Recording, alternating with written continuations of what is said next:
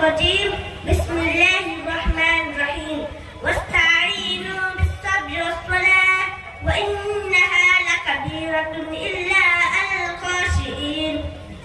جب کچی تھی دیواریں تو پکی تھی نمازی، جب کچی تھی دیواریں تو پکی تھی نمازی، آج پکی ہے دیواریں تو کچی ہے نمازی.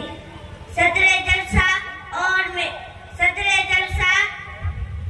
باہر سے آئے ہیں مہمان نانے ادام، پردے میں رہنے والی مائیں اور بہنیں اور میرے عزیز ساتھیوں، آج کا اس مبارک جلسہ میں جس موضوع پر کچھ بولنا چاہتی ہوں وہ ہے نماز کی اہمیت. میرے اسلامی بھائیوں اور بہنوں، اگر کوئی آپ سے سوال کرے کہ وہ کون سی چیز ہے جو سرور کون وسلم کی آنکھوں کی ٹھنڈک ہے، وہ کون سی چیز ہے جو مصیبت اور پریشانی کو اپنے مومن کے دل کو سکون پہنچاتی ہے، وہ کون سی چیز ہے جو اسلام کی بنیادی پانچ ارکان میں توحید کے بعد دوسرا اہم رکن ہے، تو یقیناً آپ ہی جواب دیں گے وہ چیز نماز ہے. جی ہاں، یہ نماز ہے جس کا ذکر قرآن مجید میں 70 سے زائد مقامات پر آیا ہے. یہ نماز ہے جو مومن کی معراج ہے، یہ نماز ہے جو مسلمان اور کافر کے درمیان حد قاتل ہے. یہی نماز ہے کہ جس کو جان بوجھ کر ترک کرنے والا حدیث کی روشنی میں کفر کا ارتکاب کرتا ہے. یہ نماز ہی ہے جس کے بارے میں قرآن کہتا ہے وَاسْتَعِينُوا بِالصَّبْرِ وَالصَّلَاةِ وَإِنَّهَا لَكَبِيرَةٌ إِلَّا عَلَى الْخَاشِعِينَ. صبر اور نماز سے اللہ کی مدد حاصل کرو. یہ نماز ہی ہے جس کے بارے میں سرور کون وسلم کا ارشاد ہے بین الرجل و بین الشرک والکفر ترک الصلاۃ. آدمی اور شرک اور کفر کے درمیان فرق کرنے والی چیز نماز ہے. یہ نماز ہے جس کے بارے میں عمر رضی اللہ عنہ فرماتی ہے اذا حضبه امر الصلاۃ، یعنی رسول اللہ صلی اللہ علیہ وسلم کو جب بھی کوئی پریشانی لاحق ہوتی آپ نماز میں پور ہو جاتے.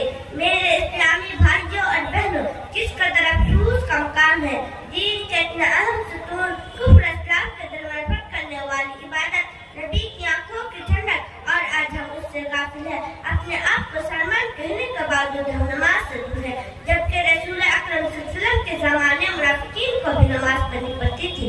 حالانکہ منافقین کا انجام قرآن مجید میں کافروں سے بہتر بتایا گیا ہے، مگر منافقین کے بارے میں قرآن کہتا ہے وَإِذَا قَامُوا إِلَى الصَّلَاةِ قَامُوا كُسَالَىٰ.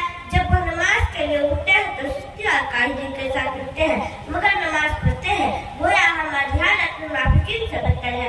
ہمارا حال تو یہ ہے کہ آزاد ہوتی رہتی ہے اور ہم میوزک میں، ٹی وی میں، موبائل میں، کھیل کود میں اپنے کام پر مشغول رہتے ہیں. ہمارے کانوں پر جھوم تک نہیں رینگتی. کیا حال ہوگا ہمارا اپنے رب کی بارگاہ میں. میرے پیارے بھائیوں اور بہنوں، قرآن مجید میں ایک جگہ اللہ تعالیٰ نے بیان کیا ہے کہ جب جہنمیوں سے پوچھا جائے گا مَا سَلَكَكُمْ فِي سَقَرَ، تم کو کس جرم کی پاداش میں جہنم کی سزا ملی، تو اپنا پہلا ظلم ہی بتلائیں گے لَمْ نَكُ مِنَ الْمُصَلِّينَ، ہم نماز نہیں پڑھتے تھے. میرے پیارے بھائیوں اور بہنوں، اللہ کے واسطے نماز کی پابندی کیجیے. آپ کو معلوم ہونا چاہیے کہ نماز وہ واحد عبادت ہے جس کے بارے میں موسیٰ نے انسان علیہ السلام نے فرمایا کہ جب تمہارے بچے 7 سال کو ہو جائے تو نماز کا حکم دو، اور 10 سال کو ہو